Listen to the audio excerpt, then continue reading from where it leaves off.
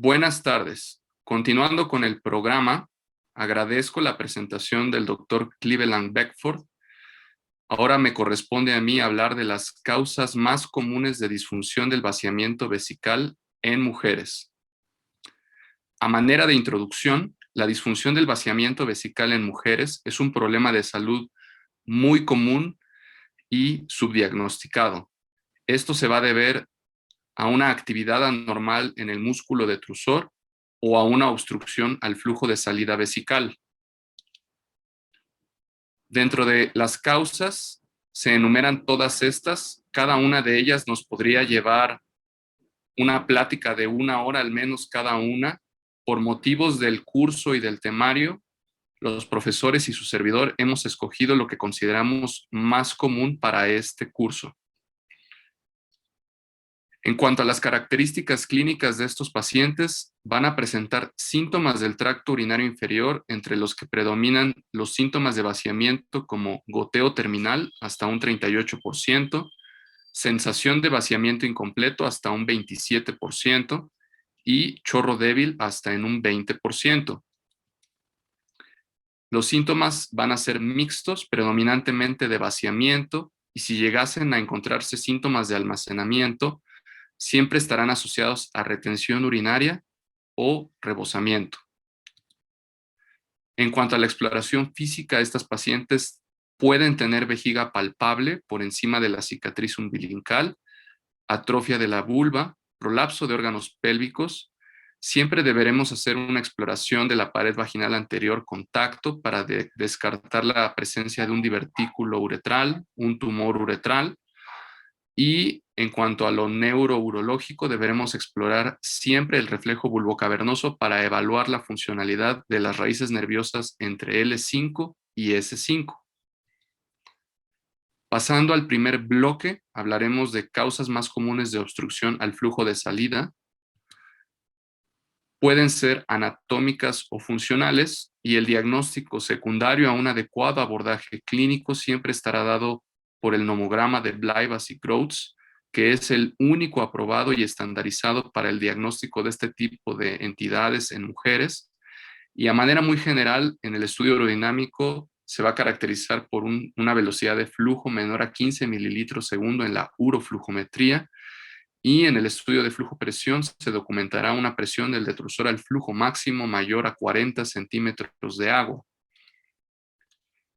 En cuanto a prolapso de órganos pélvicos, se trata de una causa anatómica 100% y siempre va a estar asociado al cistocele de alto grado, particularmente de pared anterior en el compartimento BA. También se asocia a prolapso uterino. La obstrucción al flujo de salida va a ser más común en pacientes con prolapso grado 3 y 4 hasta en un 33%. Sin embargo, se ha encontrado datos de obstrucción por urodinamia en pacientes con prolapso grado 1 y 2. Todas estas pacientes, la forma en que se resolverá la obstrucción será mediante cirugía reconstructiva, la cual deberá estar enfocada a preservar la función vesical, intestinal y sexual, obviamente individualizando cada caso. A manera de ejemplo, les traigo este estudio. Se trata de una mujer de 67 años con un prolapso grado 2, que recordemos que se presentan con obstrucción hasta en un 2%. Ella presenta síntomas del tracto urinario inferior de predominio vaciamiento y es enviada para descartar disfunción del vaciamiento vesical. En su flujometría podemos detectar una velocidad de flujo de 12 mililitros segundo, una curva con un patrón compresivo y una eficacia de vaciamiento del 74% con una orina residual de 105 mililitros.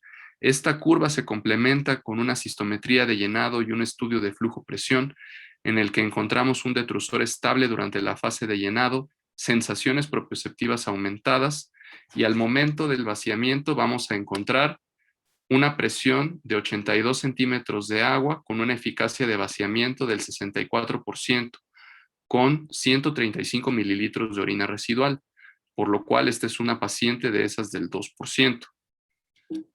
A continuación les tengo un caso de una mujer de 66 años de edad con un prolapso grado 4, la cual es enviada a estudio urodinámico para descartar incontinencia urinaria oculta. En su flujometría encontramos una curva con patrón compresivo con una velocidad de 18 mililitros sobre segundo, una eficacia de vaciamiento del 65% con un volumen de orina residual de 105 mililitros, complementado con un estudio de cistometría y flujopresión, un detrusor estable durante la fase de llenado, sensaciones propioceptivas normales, y al vaciamiento encontramos una presión del detrusor al flujo máximo de 74 centímetros de agua, una eficacia de vaciamiento del 77% con un volumen de orina residual de 125 mililitros, confirmando el diagnóstico. Por último, esta paciente es una mujer de 67 años, igual con un prolapso grado 4, la cual es enviada por datos en relación a uropatía obstructiva documentada por ultrasonido, pielocaliectasia bilateral. Presenta una velocidad de vaciamiento de 24 mililitros sobre segundo, con una eficacia de vaciamiento del 56%, con un volumen de orina residual de 355 mililitros, lo cual no podría sospecharse con la morfología de la curva. Se debe complementar con un estudio de cistometría y flujopresión en el cual encontramos detrusor estable durante el llenado, sensaciones propioceptivas normales. Sin embargo, al momento del vaciamiento, la paciente presenta una presión del detrusor al flujo máximo de 83 centímetros de agua, con una eficacia de vaciamiento del 1%, dejando prácticamente todo el volumen infundido como volumen de orina residual.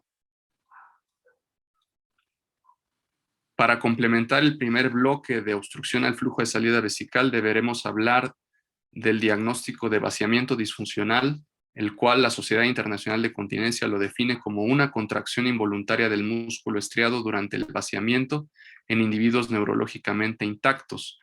De estos casos, el más representativo es el síndrome de Fowler, el cual es una causa funcional de obstrucción al flujo de salida que se presenta en mujeres jóvenes que pueden presentar una retención urinaria no dolorosa de más de 1 litro, pueden presentar dolor al retiro de la cateterización uretral y condición sine qua non es que no se debe evidenciar una alteración urológica o neurológica en estas pacientes. Presenta una incidencia de 0.2 casos por cada 100,000 en un año. Se presenta más comúnmente en mujeres jóvenes de la segunda y tercera décadas de la vida y siempre tendrán algún evento agudo desencadenante, no necesariamente asociado a la patología urinaria. Puede ser algún evento traumático, emocional, psicológico o alguna cirugía abdominal no relacionada con el tracto urinario bajo. Como hallazgos se encontrará un volumen de esfínter aumentado al ultrasonograma y de manera muy general se va a asociar a mujeres que padezcan síndrome de ovario poliquístico hasta en un 40%, pueden presentarse en pacientes con endometriosis o que puedan tener trastornos en la fertilidad.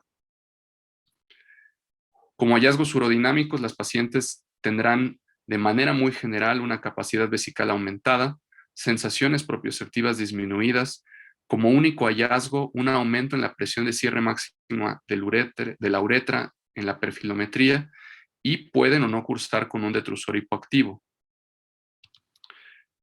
El primer caso es una mujer de 31 años, la cual es enviada para descartar causas en relación a disfunción del vaciamiento vesical. Presenta la flujometría una curva con patrón compresivo, una velocidad de vaciamiento de 14 y una eficacia de vaciamiento aparentemente normal de 85% con 50 mililitros.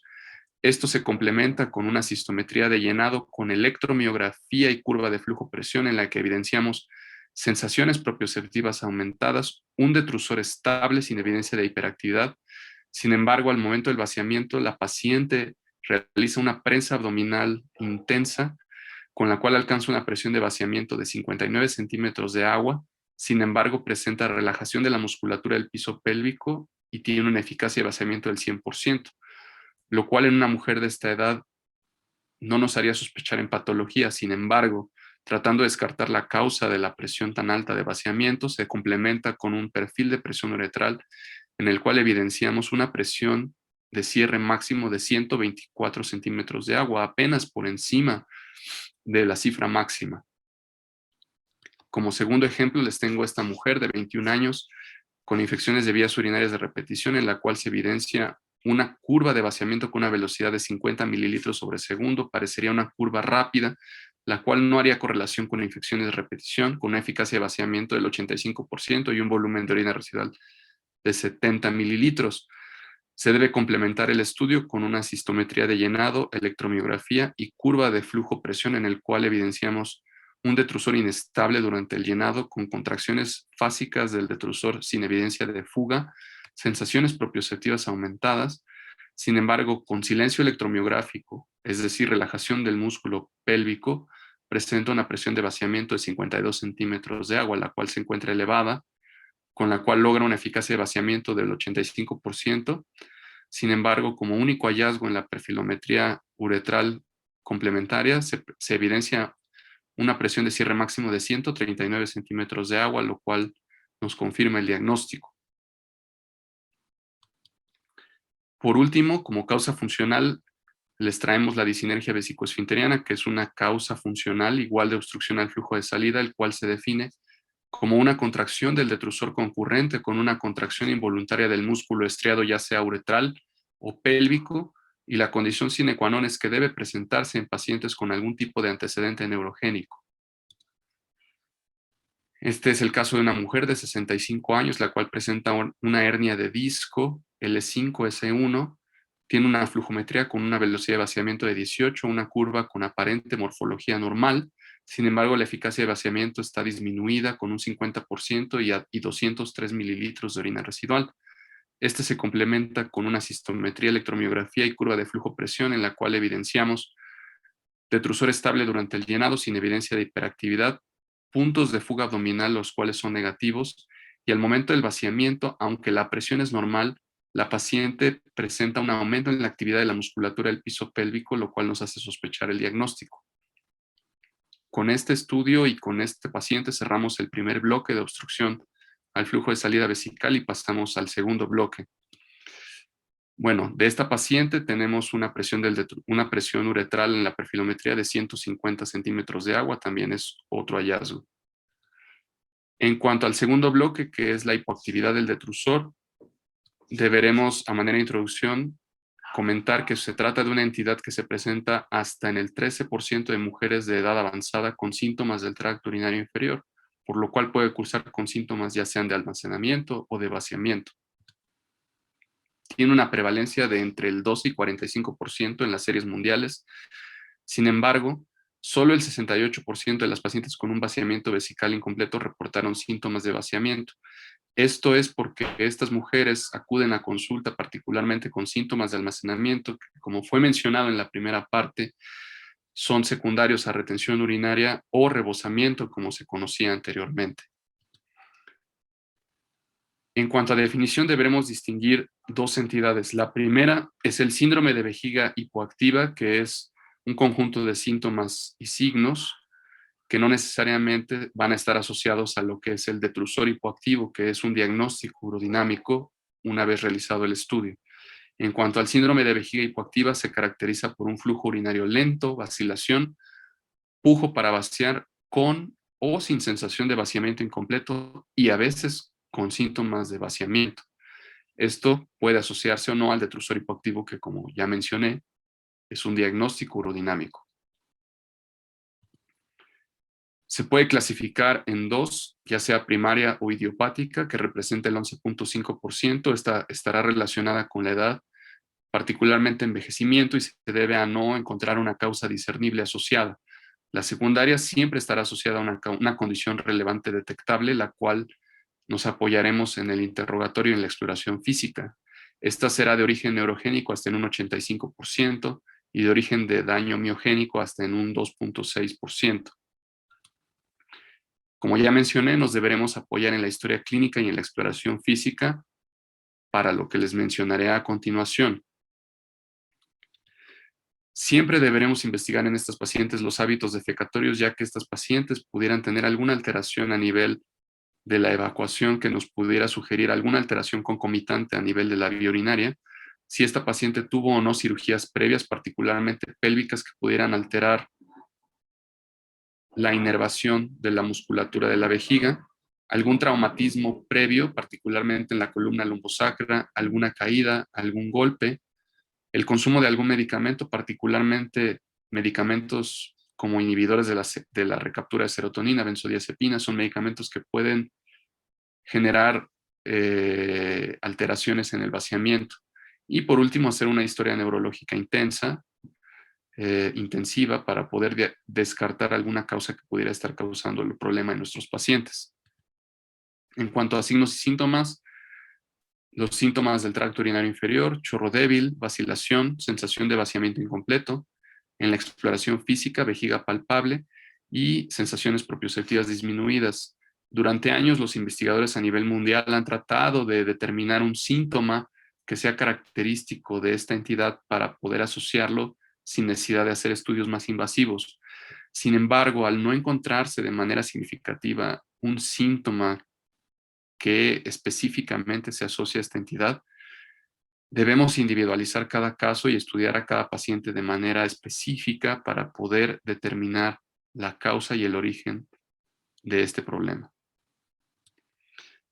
A manera de ejemplo, les traigo el caso de esta mujer de 83 años. Es una paciente que es enviada con diagnóstico de incontinencia urinaria mixta, en la cual se pensaba en tratamiento quirúrgico de la incontinencia por la grave afección a su calidad de vida. Sin embargo, iniciamos su flujometría con un hallazgo de un flujo de 8 mililitros sobre segundo y una curva de patrón intermitente y fluctuante. Al final, una eficacia de vaciamiento del 54% con un volumen de orina residual de 170 mililitros. Esto se complementa con una cistometría y curva de flujo-presión en la cual encontramos un detrusor estable durante la fase de llenado, puntos de fuga abdominal negativos a los 200, 250 y 300 mililitros, sensaciones propioceptivas disminuidas, la paciente alcanzó un volumen de llenado bastante alto y al momento del vaciamiento presenta una presión del detrusor de 18 centímetros de agua con una prensa abdominal moderada y presenta un flujo intermitente con una eficacia de vaciamiento del 69% y un volumen de orina residual de 155 mililitros, lo cual nos confirma el diagnóstico de un detrusor hipoactivo. Sin embargo, por los síntomas, esta paciente previo al estudio contaba con un diagnóstico de síndrome de vejiga hipoactiva. El segundo caso, tenemos esta mujer de 77 años, la cual es enviada por incontinencia mixta e infecciones de vías urinarias de repetición.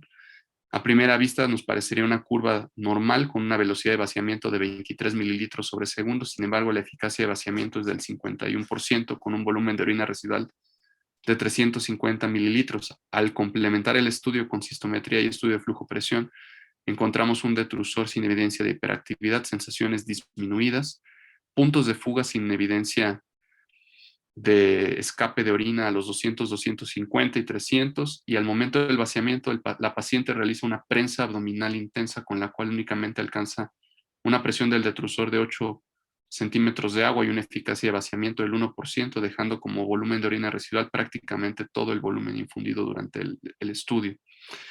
Con esto concluimos el segundo bloque de lo que comprende el diagnóstico de detrusor hipoactivo como causa de disfunción del vaciamiento vesical.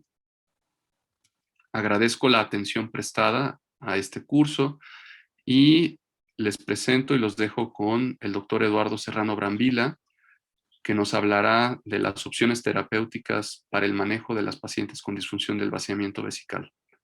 Muchas gracias.